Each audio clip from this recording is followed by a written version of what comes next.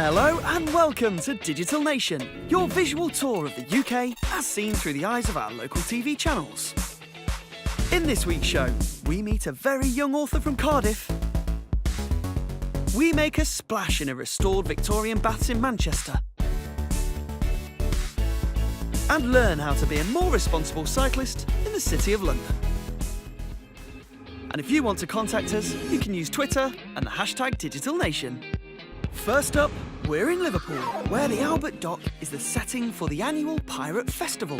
And this year's centrepiece is the tall ship Phoenix, which eagle-eyed viewers will recognise from the hit series Poldark. Home of the infamous Liverpool privateers, the dock is the perfect backdrop for the event. After 3 days of sailing through choppy water, the tall ship Phoenix, made famous for her appearance in the hit BBC TV show Poldark, sailed into Liverpool's Albert Dock ahead of this year's Pirate Festival.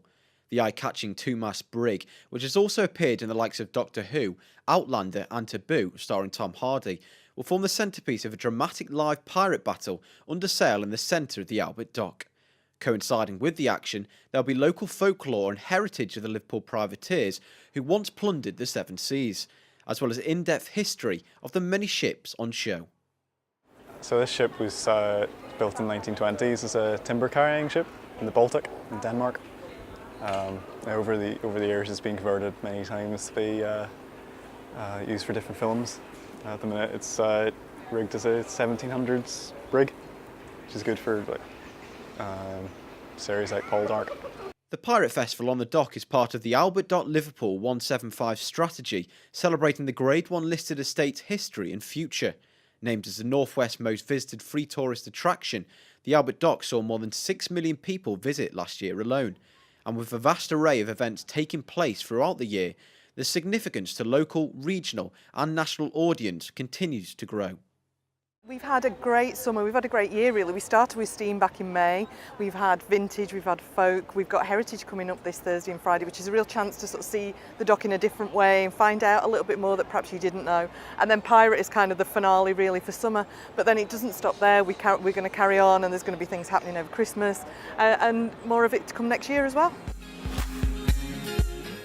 When was the last time your teacher made you stand to attention? Well, for most students whose grades aren't up to scratch, it's simply a choice of accepting fate or reconciling with retakes. However, in Wolverhampton there's a group of youngsters who've decided to take a more military-style approach to getting their desired results. 2, 2, 1! Not the usual way your teacher would address you in the classroom, but this is not your average learning environment. This time last year, some of these students had the dreaded task of opening up those envelopes with a list of grades printed on them. A year on, a decision they made back then has led them to standing here at Wolverhampton's Military Preparation College. The career that I wanted, which was joining the army, I was hoping for better results than I got on the day. They weren't the best. I did think I wouldn't be able to join the army with the results I got. I did quite a bit of research into what could help me, and I found this college, MPC to Wolverhampton, and found out that they can help me achieve the grades that I need to progress. For a lot of the students here, conforming with the traditional classroom environment was a struggle. Tony was left shocked by her GCSE results after doing better than expected. Having excelled in her studies, the military college was still her #1 option though. Why? Well, in comparison to other colleges, this one guarantees that you'll work up a sweat. It's going to help me get my job choice with the fitness and levels I get in the exams, and it's going to help me get far in life. We get to go out into the open and we learn more things, and it's not boring and like just sitting in the classroom. The active learning style isn't the only thing drawing youngsters to the college, however. It has core values at its helm. Some, like teamwork, honesty and respect, are ones that these learners can really relate to, and perhaps aren't as focal. What you've just seen there is PT, a physical training session. The youngsters here all have one thing in common. They all did their GCSEs and felt the traditional educational route of A-levels in college wasn't best for them. Instead, they explored their options and in doing so are getting to where they want to be through a different course of studying. To Cardiff now, where a 9-year-old budding author proves you're never too young to have a bestseller. She's put her own slant on one of our favourite nursery rhymes and created a whole new adventure using her imagination. But she's not content with just one success, oh no. She's already working on her second book. You better watch out, J.K. Rowling.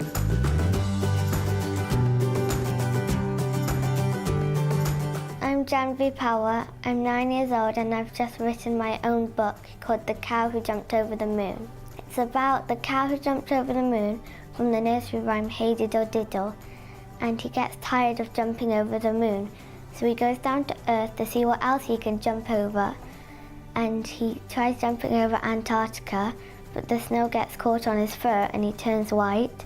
He tries jumping over a rainbow, but his tail gets stuck in the rainbow and he gets a rainbow tail. And he tries jumping over Ice Cream Land, but a cone got stuck on his head and he turns into a unicorn.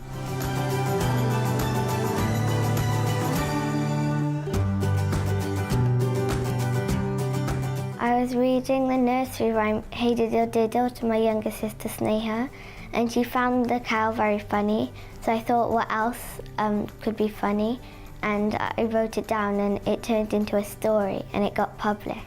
We sent the story to an illustrator and I did a rough draft when I wrote the story, but she made the illustrations look much better. She sent me all of them an email, and then we printed it all out and we printed 5,000 copies of them. I'm working on another book and it's about a seagull thief.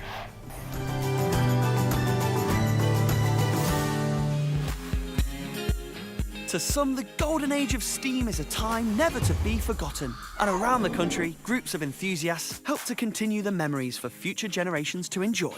In Grimsby, one particular team of volunteers are helping maintain their own line, allowing young and old to enjoy the timeless thrill of train travel and keep the dream alive. Lincolnshire Wilds Railway's 1940s weekends are becoming more and more popular with each year, but last weekend was a particularly special event. We've had these now for about the last 10 years and it seems to get bigger each year.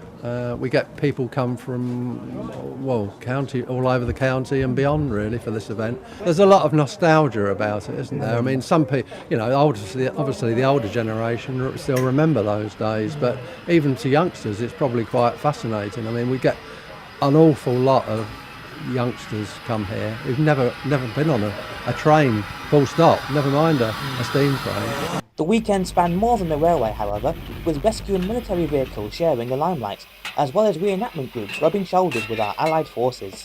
Well, I think it's a great tourist attraction. I mean, we keep hearing about how important tourism is to the county, and I think this railway is now making a big contribution to that. I mean, it's been proven. We've done a bit of research ourselves, getting people to say, questionnaires about where they've come from and so on. And we know that people come from great distances to travel here. And people have said that they find that this railway, so it's small, but it's very friendly. And they get such a good reception from the volunteers that work here. Lincolnshire Wilds Railway remains one of the area's star attractions on any regular day, but the 1940s weekends remain a yearly highlight. With little outside assistance, the LWR insist on putting on a stellar show that captures the spirit of the era, and this year's event met with resounding success, breathing new life into an ageing period of time. Cerebral palsy can be a debilitating condition that in some cases can make it challenging to live an independent lifestyle. However, in this next clip we meet Nathan, a young man in Leeds whose first-hand experience has led him to create a simple yet highly effective solution to help others facing similar lifestyle experiences. This is Nathan. Nathan is 18 years old and has cerebral palsy. He is a wheelchair user and has an electronic communication aid to help him speak. Nathan lives in Leeds and likes to be as independent as possible, but sometimes this isn't always as easy as he'd like, and his parents understand his frustration too. Well, it was a strange one because he went to go bowling and he came home really upset and was kind of sat in his room, head down, almost quite defeated. And we basically said, well, what are you going to do about this then? And then Nathan said, like, website. And that was that. At the age of 13, Nathan began his own website, Accessible Leeds, visiting places all across the city to find out what was and what wasn't accessible for wheelchair users. I have experienced firsthand the upset of feeling left out, so providing information and awareness to making changes for the better can feel rewarding. Nathan meets with council members at the Civic Hall in Leeds to discuss which areas could be improved, and changes have already been made. At the top man in Leeds Trinity, I made them put an uplift to access the back section of the shop. Despite these changes, Nathan's mums feel more could be done. There's loads of things. You think you could have a lift here, you could make that doorway wider, you could have an automatic door. There's loads of things that make it easier for people. Nathan's website allows people who use wheelchairs to know the most accessible routes and places around the city, making sure they're not disappointed like Nathan was when he wanted to go bowling 5 years ago. And his parents couldn't be prouder.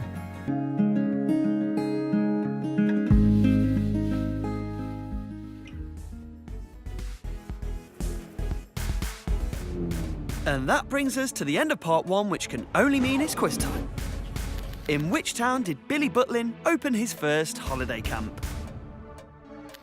Was it A, Blackpool, B, Skegness, or C, Bognor Regis?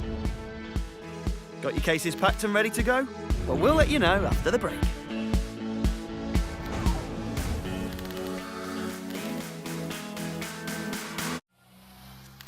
Welcome back to Digital Nation.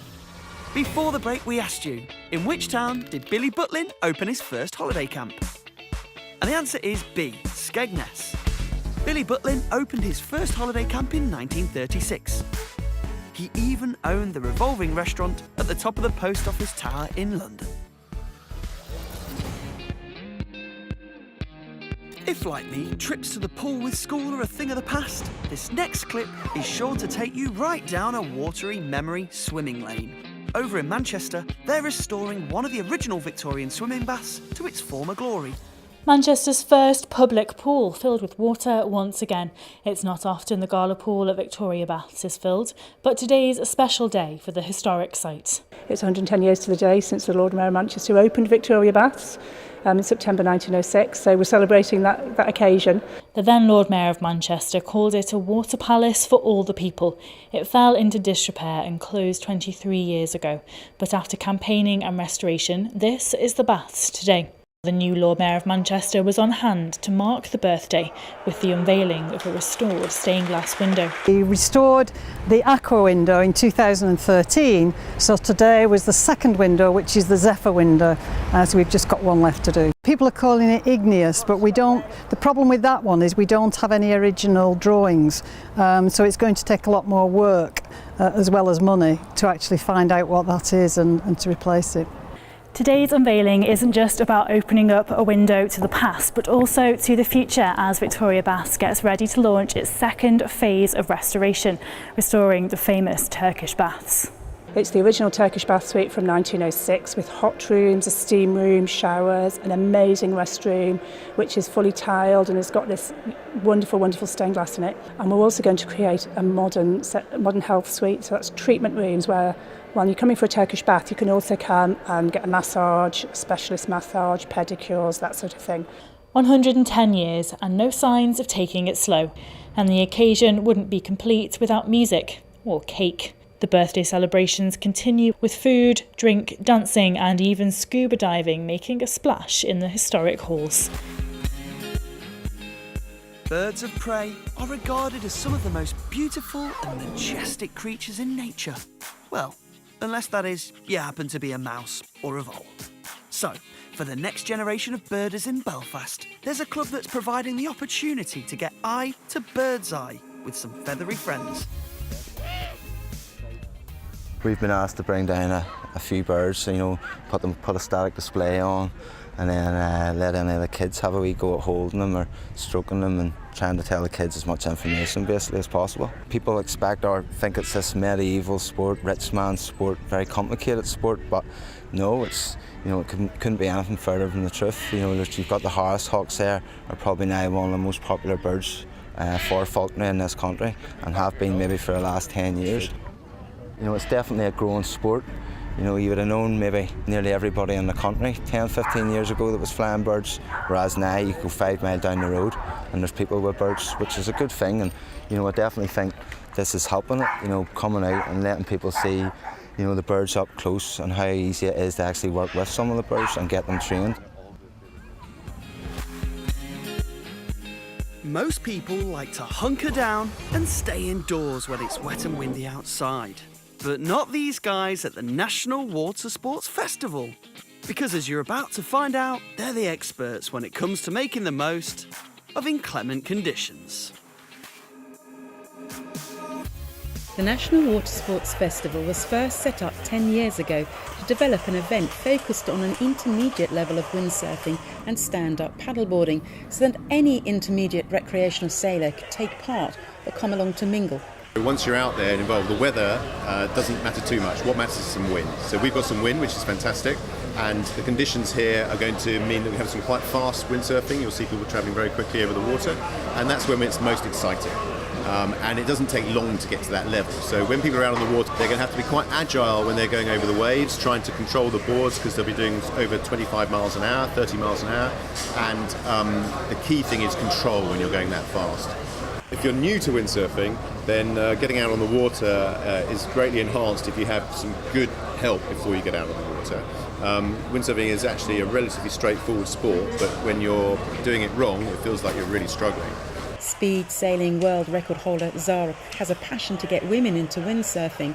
She tried windsurfing as a child, but didn't take it up seriously until just over 10 years ago. Women have been put off windsurfing a little bit, you know, it appears to be sort of cold, you know, wet. Well, it is wet, you fall in, but, you know, wetsuits have got better. It's, you know, they are warmer now, the equipment's got lighter. You know, just come and have a go. It's good fun. I speed sailing in competition. If you want to do a bit of low-level competition, you have to go from point A to point B. It's a bit like a time trial on a bicycle. Nobody's on the course with you. You're competing against yourself, against the conditions, try and get a good result. And that's, you know, I love that about speed sailing, and I think other girls would love that too. So it would be nice to sort of get them in that level of competition. The most important thing about windsurfing is it's accessible for everybody. And you would have seen it on the Olympics. Nick Dempsey, he won a silver medal. So Britain's really good at windsurfing, and anybody can have a go. And it's a great sport for the whole family. Still to come, new housing for the young in Norwich and cycle safety in the capital. But first, let's get tuned in to Creative Kingdom. If you think Kraftwerk pioneered electronic music, you obviously haven't heard of Delia Derbyshire from Coventry. She won a scholarship at Cambridge, graduated in maths and music, and ended up working at the BBC Radiophonic Workshop, making theme tunes and incidental music. Her most renowned work, her arrangement of the theme for Doctor Who, was made in 1963 and frightened kids across the country. And it was made with regular instruments, sticky tape, white noise, loads of reel-to-reel tape, and a test tone oscillator. Even while terrified of her work, it still inspired some of those youngsters to play about with musical technology when it became affordable 15 years later. Proof once again that when it comes to creativity, innovation, and sonic screwdriving, in Coventry Mint! Finding accommodation can be a problem, especially for young people. But now there's a new social enterprise over in Norwich that's giving them a helping hand, including advice on how to manage finances, cooking, decorating, and providing furniture and fittings. Here's Mustard TV's Amy to tell us more. It might not look like much, a block of flats on a housing estate, but inside number 23 could be the key to keeping young people off the streets. This is the training flat. Well, it will be once the paint's dried, and this is the woman behind it. Rebecca White is the founder of social enterprise Your Own Place. They educate young people about the challenges of living alone. Your Own Place provides tenancy and independent living skills training to A lot of young people who haven't perhaps had all of that support, who certainly haven't had that training before, and that's budgeting skills, that's a bit of cooking, understanding money, debt, all the bills they've got to pay. So we're doing that in a real environment because it's a real life flat where we are paying all of those bills. I thought it was such a good course. When I found out they're doing the training flat, I offered to help because I feel like everyone should go on this course. I can't wait for my own place, my independence, where I'll feel free to do what I want when I want. The kind of control, like I'm not a controlling person, but I want some kind of control in my life where I can say I want this wall this colour, or I want this person to come into my flat and the other person not to. That'd be great. A lot of our young people don't know you've got to pay for water, don't know you've got to pay for council tax, and have never budgeted for that before in their life. So they can find themselves behind with their rent, in debt, within 2 or 3 months of signing that tenancy. They haven't done it alone though. A huge group of businesses and individuals have donated everything from furniture to paint, including big names like B&Q, IKEA and KFC. And backup came from a team of volunteers from the National Citizenship Service. We've had so many kind offers of the furniture and fittings and really useful bits and pieces. Again, just like our young people, you need those bits and pieces. Members of the public, local business, national business, international businesses have been in touch, offering to help us out. I don't think we've spent any money yet. So that's just heartwarming and gets us off to a really great start. They're hoping to have the training flat up and running by the beginning of September.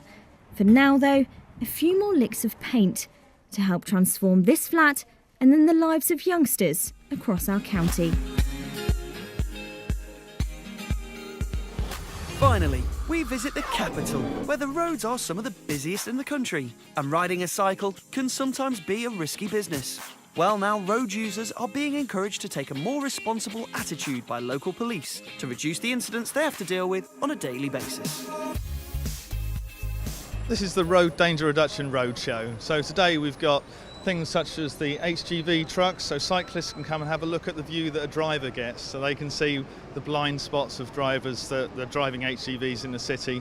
We've also got the city police here doing markings on bikes, so you can mark your security tag so you can find your bike if it's stolen or lost. All users have a responsibility to share the streets of London, and that's what we're trying to do, is impart the idea that everyone's got to be responsible for themselves and look out for other users. The city, as you can see, it's a beautiful day, and so that encourages a lot of road users to come out onto the road, whether they be cycling, whether they be using the car. And like I say, the key message for us is for tolerance and respectful of each other, and be mindful of each other when we're using London's roads. Today we're asking cyclists to get into the vehicle and look at the truck driver's perspective, what he can see and what he can't see. We call it exchanging places. So they get into the cab, we put them in there, we get the cycles to come so they can see it, then we show them where the blind spots are and make them aware. And the idea of this exercise is to make cyclists aware that we're not just truck drivers and we don't care about them. Yes, we do care about them. And that's it for this week's look around the UK's local TV channels. If you've enjoyed the show, don't forget you can catch up on previous episodes by going to bbc.co.uk/Digital Nation. Or why not check out the website of your own local TV channel. So until next week, goodbye.